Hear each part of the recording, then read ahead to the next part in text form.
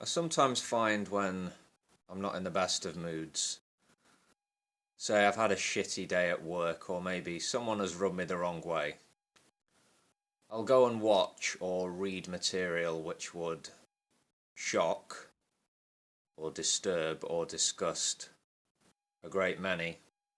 Go and watch unpleasant things. Examples: a story about a trans woman being beaten to death by a gang in Brazil, who taunt her as she begs for her life.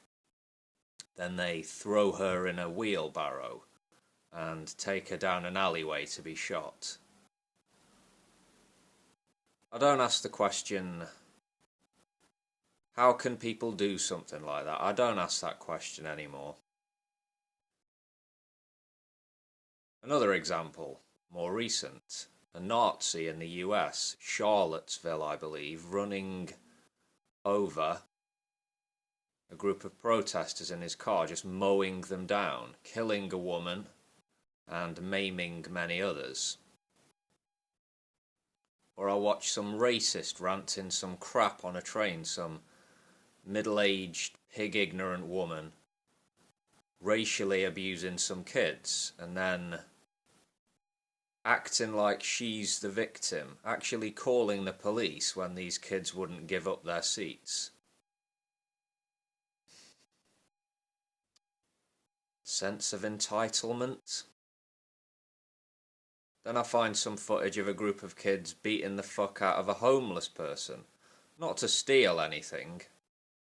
That wasn't the intention, just violence for entertainment. I watch an info short about mentally ill people being mistreated in Indonesia. Shackled, chained, treated like animals. I read a couple of articles about honour killings, and I read a couple more about recent acid attacks, and I finish off with a pensioner being killed in a pub by a stranger for no good reason. And then I go for a walk and try and clear my head, think about something else, but my thought process tends to follow a curve. I'll ask myself why I watch or read this stuff. Morbid curiosity? It is, to a point. Do I enjoy feeling those moments of genuine disgust? I don't think so. Not enjoy. Do I think I'll find anything new about the human condition watching this? Probably not. No. Do I enjoy being angry? No. Is there something which prompts me to remind myself every so often that human beings can be utterly vile creatures? I don't know. When I'm done with the questions, I move on to the narrative, which goes like this. Our impressive intelligence has created many wonders. We've reshaped the world in our own image, made amazing discoveries. The last 200 years or so has been a period of rapid advancement in science and technology, in education and healthcare, and innovation. Social and political revolutions have changed the landscape. The ancients, or even some of our more recent ancestors, couldn't have even dreamed this modern world of ours. But despite all of this, we are still,